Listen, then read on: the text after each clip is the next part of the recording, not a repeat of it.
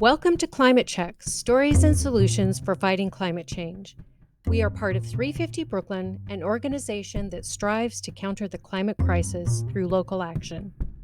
We work towards a world that is just, equitable, and sustainable, and where all beings can thrive. I'm Eva Dean, she, her, your host of Climate Check. I'm a climate activist and a Brooklyn-based choreographer. On today's episode, we're discussing something called artivism when it comes to the climate crisis and climate justice. Our guest is Sameer Ranade, also known as the climate change prophet. He is a poet, activist, and climate advocate with a wide array of experiences in each field. Hi, Sameer. Hi, Eva. How's it going? It's going well, and I love sitting across the table with a fellow artist, and I'm looking forward to talking to you today. Would you mind introducing yourself with your pronouns? Yes, my pronouns are he, him, and his. And thank you so much. I'm very excited to be here. I am a environmental climate justice rhyme artist. I am also a very prolific environmental and climate justice advocate. I think that art and advocacy they can really go hand in hand. My work on these things has been on separate tracks, but I've had instances where they have overlapped. Well, I look forward to delving more deeply into your separate tracks. You really have a wide journey in your activism, and you started very early in your life. Can you tell us a bit about that? And also, you're inspired by your father. Yeah. I would say I started exhibiting the signs of the compassion that it takes to advance climate justice, which, is driven by improving the human condition. I think the first sign that I exhibited that was when I was about 8 years old. I heard about starvation in Ethiopia. It was in the news. My brother was talking about it and I wanted to do something about it. And I didn't really know what I could do. So I took a piece of bread, I put it in an envelope and I wrote Ethiopia on it and I put it in the mailbox. And of course, that's not going to accomplish anything, but it was the first sign that I can recall where I felt compelled to do something about the suffering that I was aware of. And that's right about my dad. My dad emigrated to the United States from Mumbai, India. He got a scholarship, a master's in public health, to study at the University of Minnesota. And upon completion of his degree, he moved down to the Kansas City area, Kansas actually. And my dad was the public health director of Johnson County, Kansas, environmental public health director. Environmental public health, the notion of protecting our environment for human health and well-being, that I think I just kind of innately had that. And I would say I probably got it from my dad. Absolutely. And can you tell us how you entered the environmental field? Yeah. I would step back and broaden the lens of what you consider to be the environmental field. I mean, ultimately to, make an impact in reducing pollutants and improving, public health, you have to make change through public processes, through the government. So I would say really my first foray into the environmental field was just as a volunteer on a state Senate campaign. I happened to be working for a senator who, had a progressive platform on several things. And so I would say that was probably the very first instance. And then, more of a professional way. When I was a college student, I did an internship for Senator Maria Cantwell, who is also pretty strong on climate change and environmental issues. I didn't really work on that for her in my internship, but it was really the underlying motivation for me to intern for her. So I worked on the Hill after that for 2 years as a staff assistant. I worked on 3 different election campaigns. And then after the third campaign on the Obama campaign in 2008, that's when I really transitioned into environmental work. I'd like to talk about your work on the 2008 Obama campaign and how that was your entry point into the environmental field. Yeah, that was such an incredible experience. I mean, it was monumental. It was a historic, of course, as you know, it was a historic campaign. So I started working for him in the primaries in Washington State. I was his delegate organizer. And for the general election, they just gave you a couple of states where you could pick where you wanted to go. And ultimately, they would just decide where to send you.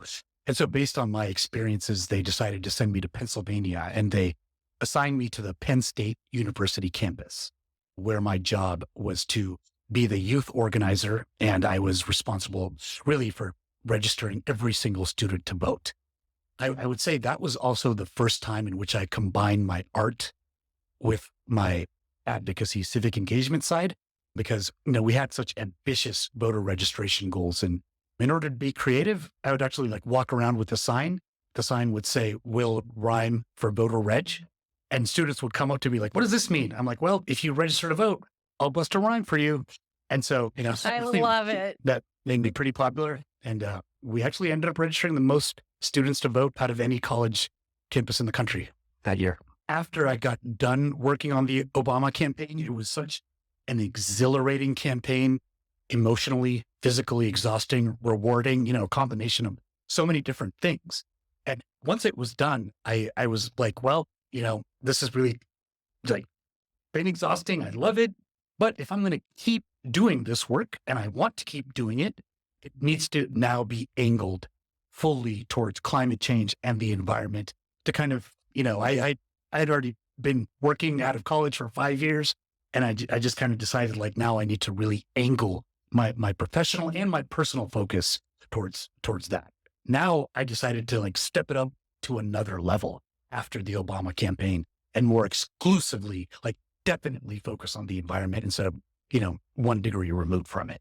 It sounds like you angle public health and environmental justice on the same plane. You said that climate change is a social science issue. It stems from disunity and a lack of compassion. Oh, absolutely. Yes. I think there's a lot of, obviously there's a lot of social divisions in our country and in our world based on race, religion, things like gender. You could go down the list. I'd say race and religion are really at the top. And I think that climate change and, the causes of it are obviously, I think there are many rooted. One of them is non-democratic forms of governance and oppressive forms of government. That can also stem from just having a lack of compassion for people. And also, there's a sense of tribalism in there, I think. And because we see ourselves as parts of different tribes, we have less compassion for one another. And so, we feel less compelled to, let's say pay a carbon tax to help, plant trees in some place halfway across the world, even though that will contribute to resilience there and it's necessary. So and a solution like climate change really requires the whole globe to cooperate. And so it requires a great sense of unity. And so the disunity that exists in the world and the greed and the oppression, undemocratic societies, there's a lot of things there, but I think that's kind of the reason why we have climate injustice.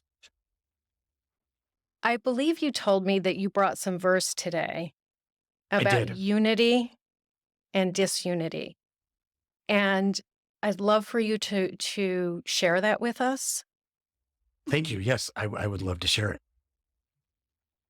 I'm forlorn for the death and suffering in regions war-torn and all the communities that aren't ready for more storms, a function of emitting greenhouse gases that make the planet more warm. In order to reverse the tide, a person's race or religion should be no more significant than the color of their eyes, as the great Bob Marley wrote. Tribalism puts our harmony on the ropes. To rescue it, I bust out my clipboard and register people to vote. The higher turnout in Georgia gave me new hope. Never thought I'd see Ralph Warnock and John Ossoff represent the Peach State. Yet there are so many people who preach hate. We must rise above and be great. Implement the most ambitious greenhouse gas pollution rule. We have the tools to do it in a way that improves the quality of public schools. That, my friend, is the key to a better society. It's tragic that neighborhoods are segregated by race. For the full implementation of Brown v. Board, I plead my case. The solution to reduce carbon emissions is to reduce social divisions. Global warming we can prevent with ethical treatment of each other. I'm not religious, but I heard Isaac and Ishmael were brothers. The recognition of our common bond will hopefully make us think twice before we drop bombs. If you think the world would be a better place if Trump stayed in the Iran deal, you're not wrong. So much going on, I can't stand still. My carbon reduction plan will improve the quality of life in every neighborhood. Design homes that favor wood sustainably grown. That's really powerful. Thank you. Can you go back to the line and recite the line about carbon emissions? Yes, the solution to reduce carbon emissions is to reduce social divisions. And you talk about tribalism. How do we reduce the schism, the frisson, the division, and tribalism? Yeah, well, obviously it's not easy, but I think it's recognizing our common bond of humanity, the things that we have in common. I mean, remember like in the movie Black Panther, where at the very end, the main character said that we need to recognize that we're one tribe. So in order to like really bring people together, I think we also need to recognize that climate change is going to impact all of us. Now, it's going to impact us in different ways, in ways that are uneven, but it will definitely, impact every segment and aspect of society. And so particularly, on the issue of intergenerational injustice, as, you may be like really wealthy right now. And so you're probably less affected by a hurricane that comes. But if you have kids and grandkids, I think that their well-being, who most people care about, even if they, may not care about somebody else who they perceive as different from them, they'll at least care about their kids and their grandkids. And so the way to solve climate change, it really requires bringing different communities together to partner, on just the development of infrastructure. I mean, you can't really go at this on your own. And I also really believe that given that most of the world today, people don't really live in good conditions. I mean, there's a lot of suffering, there's a lot of inequality, poverty, exposure to pollution. We can solve climate change in a way that is just and equitable. We can improve people's lives, and that should, build more support for it. How did you come to the name, the Climate Change Prophet? Yeah, it's a good question. So I came to the name Climate Change Prophet because this was like right after the Obama campaign in Pennsylvania, and I left Pennsylvania. I moved to DC. And when I was in DC, I just started looking for environmental jobs, applying to graduate school. And in my spare time, I wanted to start performing at different open mics. And there was this really popular place in DC called Busboys and Poets. So I performed there pretty much every week that they'd hold an open mic. And then wanted to give myself a stage name. And that's when I really started to step up my knowledge of climate change and just the issue, the 350 parts per million, the fact that there's a window of time by which we had to make change due to atmospheric tipping points. And so I decided to call myself the Climate Change Prophet because I wanted people to see what the scientists foresaw if we didn't take action. And I kind of think calling myself the prophet, the climate change prophet, who would talk about these problems and the solutions to it so that, we see the problem, but we can also do something about it. So that's what I would talk about. And so I thought, climate change prophet was appropriate. And that's, what I still call myself today. Art really helps both the artist and the communities that we perform for to process things that are challenging, things that are dangerous, things that are whole. And I'm really interested in hearing from you how, as the climate change prophet, and what you have learned through your art and creating verse, the tribalism, it's there. The schism, it's there. The lack of communication, it's there. How can we, as artists, come together to bring communities together to start addressing some of these very big issues with climate change? Well, I think the first thing that we could probably recognize is that art is something that can just appeal and reach people across a wide variety of ideological spectrums. I mean, I guess one example is, like the Trump campaign right now, when he plays music, he plays these artists and, he likes their art. He likes their music. Of course, the artists themselves, they don't like him playing their songs at his campaign rallies. But I think that's an example of art is a way to reach people, to bridge. I don't know if it's bridge divides, but it's to go across the divide and draw people in. I've had so many friends who, are conservative leaning and who would probably not agree with anything that Tupac or Bob Marley said, but they listen to their music because it's good music. And I think that offers an entryway. If it's art that's appealing, then it offers an entryway to bring people in. And then once you have somebody's attention, then you can really take an opportunity to get your message out there. Whatever message it is that you're trying to convey, you can have that captive audience. And so in just various settings, when I've had the chance to rhyme to people about environmental climate justice issues, I really just go all out, no matter who they are, no matter where the setting is. And so people listen. There's probably lots of other different ways that we can bring people together around art. I think you mentioned to me that you were a rapper at age 16. Is that when verse started for you? So I was actually 17 and a half. 17 and a half. Yeah. Okay. Yeah.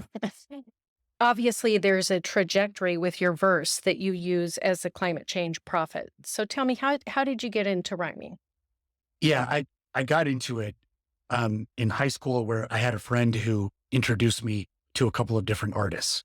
The first one was Bone Thugs and Harmony, and it was a song called Crossroads about losing your loved ones, and had a great melody. It was really probably my first exposure to rap, and I thought that was pretty cool. So I was like, yeah, I like that. Can you give me some more songs? And then he gave me the song by Tupac. The song was called Dear Mama. And it was, a tribute to his mom. And it talked about the struggles, the struggles that are born out of the inequality in America. He just had so many lines that were just so compelling. And I was just so moved by that song that I memorized it and I'd rhyme it to every kid in my school. And then my friend introduced me to one more artist, Notorious B.I.G. He had the song called Juicy, which was just brilliant rhymes. Like, even though now I'm in the limelight because I rhyme tight, and I was like, wow. And then my light bulb just went off and I started rhyming. And I'd always had social justice inclinations, and not say Tupac more so out of any of those artists was the one who I'd consider a social justice activist. And so I just started kind of like rhyming about some social justice stuff. I mean, some of my early stuff was like, these were gangster rappers, and I was like a 17-year-old kid, and I started rhyming about gangster stuff too. But that's where I had the social justice inclinations, was around that time, and it started to evolve. And then I fully became the climate change prophet after 2008 and moved completely to climate and environmental stuff. But yeah, I mean, that's really when I started, age 17 and a half. And it's always just the desire to communicate a message. And I'd say at the beginning, things that I definitely always rhyme about were race and religion, and the divisions in our society from those things, and how much, they bothered me, how I wanted to talk about addressing that. And again, it turns out that race and religion are very much tied to environmental justice and climate justice in so many different ways. They really are one and the same: climate justice, environmental justice, and social justice. You wrote, "The notion of environmental justice is realizing our nation's highest ideals of liberty." In our phone conversation, you stated that the 14th Amendment guarantees the right to environmental justice. I'd like to hear more deeply your thoughts on this. Yeah, thank you. Well, the Declaration of Independence says all men are created equal. Obviously, now we can replace that with all people. But then it says that people are endowed with certain inalienable rights, among them life, liberty, and the pursuit of happiness. So right there, that's in our Declaration of Independence. That's what our nation was founded upon.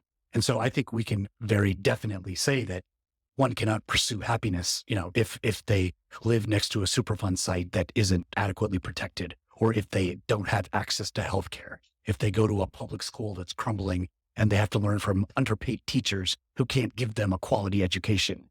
And so they can't really pursue happiness in that sense. So that's just an example of where the problems are. But the promise of our country is that every person should be able to do that.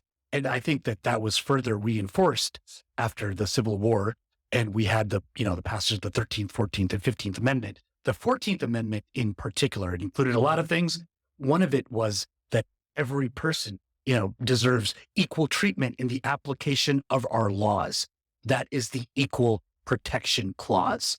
And that's been evolving as our country has evolved. I mean, we've seen it in Plessy versus Ferguson in 1896, where at that point, there was a black man who wanted to ride in a train car that was not segregated. He wanted to ride with white people. He wasn't allowed to because the Supreme Court said that it's okay. You could be separated as long as they're equal, which of course we knew that the quality of the train cars was not equal. Brown versus Board changed that because we realized that public schools between black kids and white kids, which is predominantly how it was divided, was not equal. And so you can say the same thing, applying that to the environment, the treatment of our environment, the application of our laws. I mean, certainly the Clean Air Act, the Clean Water Act, it requires the government to treat everybody equally. And so, that could mean a lot of things. In North Carolina, I think that means that when you have these hog lagoons that, and they reek and they can pollute the local waterway, it means that the government, for the community that lives near that waterway, the government needs to have a little bit more enforcement resources in order to protect that community so they can have the same quality of drinking water as another community that lives somewhere else. And you can say the same thing about air pollution protection laws, the funding for climate infrastructure. And it goes a little broader than that. Environmental justice has holistic measures, which the government also owes. I believe it owes to every person, and some of these other holistic measures, indicators of environmental health are the unemployment rate, access to healthy food, access to transit, healthy housing, drive time to hospitals. All of these things are things that the government ultimately is responsible for. And so turns out it doesn't do it equally. And so that's why we still have inequitable health outcomes. Equal protection clause, clean air, clean water. It's a basic need for humans and all living beings on the planet. And it's intricately connected to environmental justice, climate justice, and social justice. Everybody wants clean water. And now it does need to be equal, and we're all affected by it. Yep. Yeah. And I actually have a verse on this subject. Oh, I'd love to hear the verse. Thank you. Great. Thank you. Instead of building walls, I want to invest in infrastructure to make the environment healthy for all. Install a charger in every public parking stall. Create jobs installing solar panels on top of shopping malls. Boost good employment positions in places where emissions are the highest. Once you look at the map, you can no longer deny it. Pollution is hardest to bring down in the poor parts of town. Life ain't fair because the darker your skin is, the dirtier your air. There's no way to spin it. Racism is the cause. To implement the 14th Amendment, we keep needing more laws. Freeway pollution means we ain't fully undone the legacy of segregation. For sure, we made progress with civil rights legislation. It boosted immigration. Let my dad in. Can we achieve the great society of the Johnson admin for jobs and racial justice? I want to see the Green New Deal pass. Finally harness the amazing carbon storing ability of eelgrass. Energy efficiency will save real cash. Not only will it seal cracks, but make the home healthy. So when I ask you to pass bills, please help me. I often wonder how many good things we'd have accomplished if they hadn't killed Dr. King. When it came to the dangers of our planet, he saw them coming. Wow. So we will have that verse in our notes so that people can revisit it. And of course, people can hit the replay button. There's so much in it. And thank you so much for that. It does help me with bending my head around tribalism and coming together and equality. Yep. Let me just say a couple of thoughts here. One is race is a social construct, obviously. It's hard to get past.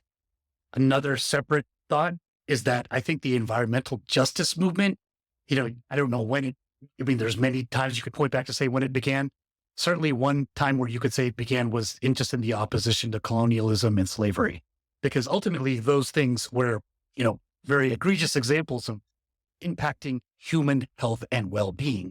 And I think they also tie very much to division. I mean, one group of people saw another group of people differently.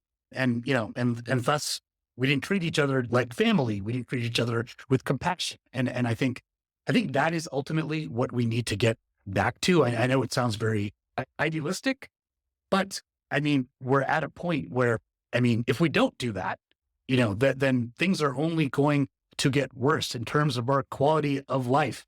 I mean, the Canadian wildfires impacted a lot of people last year, and it turns out that was the biggest source of not only greenhouse gas emissions, but it probably burned down a lot of people's houses, and who had different political ideologies. And it also seems to be the case that, peace and wanting a peaceful, harmonious, democratic society, like that's easy. That's not hard. That's easy.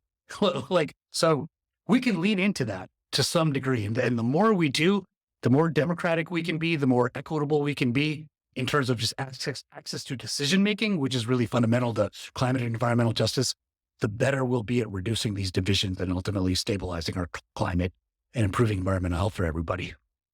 Yeah, the fires in 2023 are a great Yeah. example of how the greenhouse gas emissions, it affected all of us.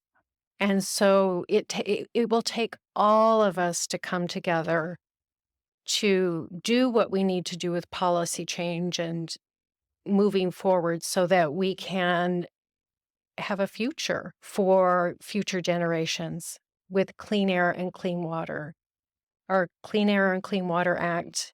Yep. This is another podcast, but it's Yep. being chipped away at right now. And Oh, that yeah. is not social justice. That is not environmental justice. That is not. Yeah, it is. It is being chipped away at, and it's very much tied to the civil rights legislation. I don't know if you heard, very recently, a judge in Louisiana prohibited the EPA from using Title VI of the Civil Rights Act to require air pollution permits to consider cumulative impacts and to consider impacts on, people of different races. The civil rights legislation prohibits discrimination based on race. And so, a predominantly a Black community in Louisiana, which is where they had already a lot of existing industrial development. They wanted to challenge, future air pollution permits, and they were denied that, even though clearly, like, was a disproportionate impact. So to your point, yes, the Clean Air Act and side by side, the Civil Rights Act is being chipped away by our courts. You recently performed one of your poems in the UN's World Oceans Day in June, just this past June. Yep. How was that experience? How did it ignite your passion for ocean protection? Yeah, it was an incredible experience. I was following somebody on LinkedIn who worked for this ocean advocacy organization, and she posted about the celebration of World Oceans Day. And I wasn't even aware of World Oceans Day until I saw her post about it. And then she, also was doing a call for artists. And so, right away, I just filled out the form. And then she responded to me and asked what I did. And I said, I do environmental spoken word art. And then she asked to watch a video of me. And then I sent her the video, and she's like, yeah, I'll give you the stage for 5 minutes. And, while I'm obviously very well versed in climate and environmental policy, I'm not steeped in ocean policy. And so since I had 5 minutes of rhyming to do on oceans, I had a lot of homework to do.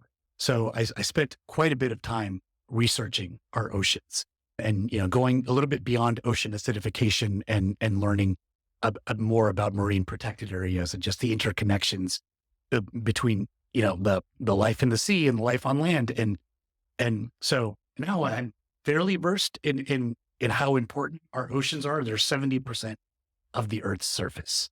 And, the phytoplankton, which are stressed by increased greenhouse gas emissions, by warming waters, phytoplankton provide about half the oxygen for the world, as just one example. There's so many animals. Just from a climate perspective, whales are huge carbon storage sinks. About 3.5 billion people rely on seafood for their daily food. And most of these people are from impoverished nations. And so, the overheating of the ocean is destroying their food supply, and of course, coastal erosion is destroying coastal economies. And so I have actually come to the conclusion that I think about 70% of the resources and the effort that we put into climate and environmental policy, it should probably go to the oceans. And I know it's hard to like, well, we need to devote stuff to life on land. Well, if we don't take care of the ocean, then we're going to be screwed with life on land. So it's very, very much connected. Can you share with us some verse from World Oceans Day that you composed? Yes, I'd love to. There are 5 oceans named, but as an interconnected water body, they're all the same and impacted by what we pour down the drain. With our wastewater treatment plants under strain, I'm running water conservation campaigns. Have you heard of the dead zone of the Gulf Coast? It's a damn shame, but through planting cover crops and buffer strips, it can change. Implement the practice on farms all across the globe. When you think about it, the ocean is everyone's ado. Thank you, United Nations, for the World Oceans Day Declaration. Love this celebration for providing inspiration and issue elevation. For more gratification, I want the U.S. Senate to bring the High Seas Treaty up for ratification. And the High Seas Treaty is very important because so much of our ocean doesn't belong to any jurisdiction. Can you tell us about the High Seas Treaty? Yes. So it is something that sits at the United Nations. We need to get a certain amount of countries to sign on to it. Forget the exact amount. It's 200 plus. We're not there yet. And the thrust of it is that so much of our oceans they're unprotected because they don't belong to any jurisdiction. I mean, there's these things called economic development zones. I think that's the term for ocean waters, but they only extend about 200 nautical miles off of the coast. And then you have the high seas. And so high seas is kind of open for anybody to do whatever they want, unless you have rules. And so the High Seas Treaty would have marine protected areas, among other things, and just impose certain badly needed protections on those waters so that we don't spoil and destroy this resource and we use it wisely. And that would be hugely significant from, I think, from a climate perspective and an environmental perspective and an economic perspective. And so, I do think the U.S., fingers crossed someday when we have equitable voting rights and we really make changes, then we will have 67 votes in the U.S. Senate to ratify this thing.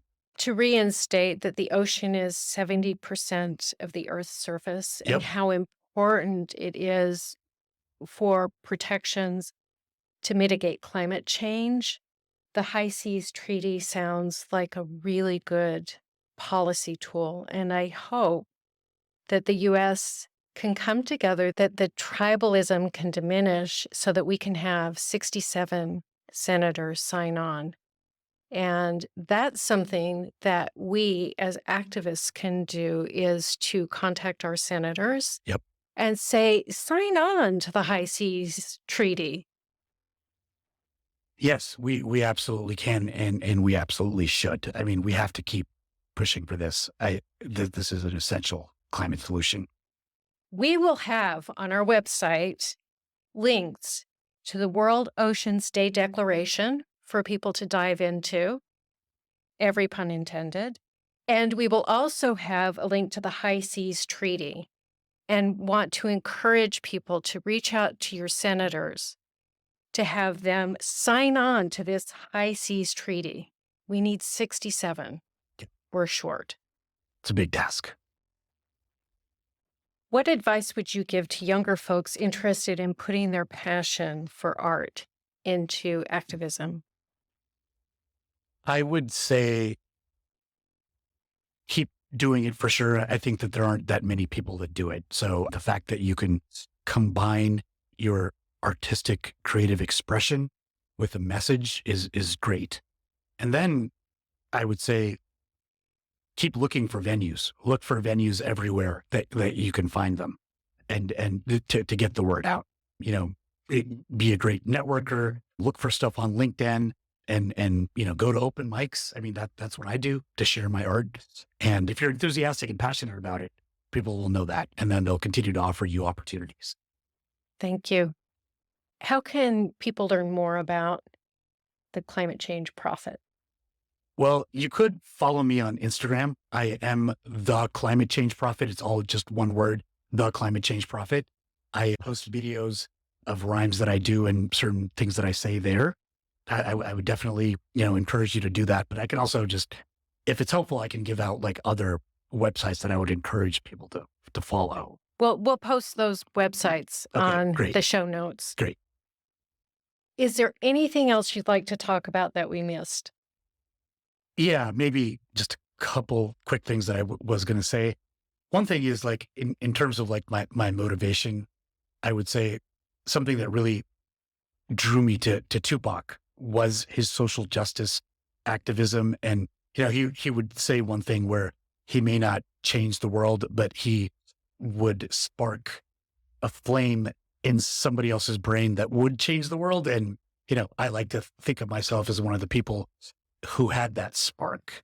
And it really is my desire to improve the human condition that draws me to climate justice, because in the most significant way that we can improve the human condition, I think, is through advancing climate justice, because that itself, requires breaking down divides, unifying people, and fundamentally improving the quality of life, which is like a huge thing that everybody needs to also keep in mind, is that this is an endeavor that's not just going to be great to stabilize the climate, but we're doing this for a reason that is going to like be good for people and the ecosystem by, reducing the amount of pollutants, being more sustainable.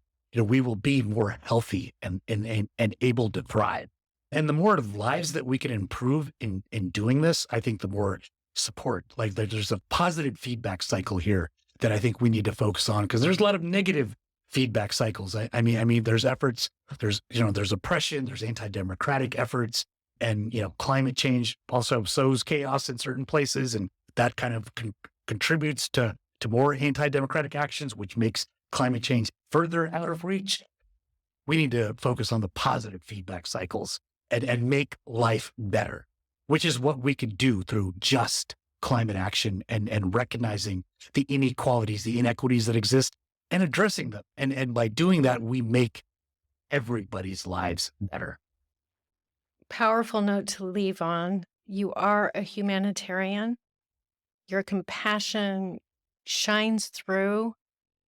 And it's been such a pleasure to talk with you today. Thank you for being here. Oh, thank you so much, Eva. It's been an honor to be on here. I look forward to working with you. That's it for this episode of Climate Check, Stories and Solutions. Thanks for listening. To subscribe, go to climatecheck.fm. Climate Check is a production of 350 Brooklyn in Brooklyn, New York. Stay up to date with our releases by following 350 Brooklyn on Facebook, Instagram, Twitter, and YouTube. Our production team is George Ostro, Eva Dean, and Evelyn Mole. That's me. Our research and writing team is Mimi Bluestone, Audrey Stanton, and Megan Eisenberg. Eva Dean is the executive producer with co-leader Audrey Stanton. The music you heard in this episode is from Blue Dot Sessions. 350 Brooklyn is a local affiliate of 350.org, a worldwide grassroots climate organization. Join us in finding solutions to counter climate change.